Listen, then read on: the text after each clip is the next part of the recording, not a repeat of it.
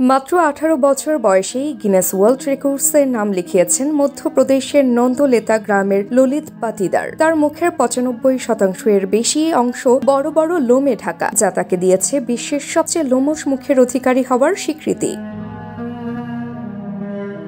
এর কারণ এক বিরল রোগ, হাইপারট্রিকোসিস, যাকে বলা হয় ওয়েয়ার-এ-উলফ সিনড্রোম। এই রোগে শরীরের বিভিন্ন অংশে অস্বাভাবিকভাবে লোম বেড়ে যায়। গিনেস ওয়ার্ল্ড রেকর্ডস বলছে, সারা পৃথিবীতে এই রোগের মাত্র 50টি ঘটনা নথিভুক্ত।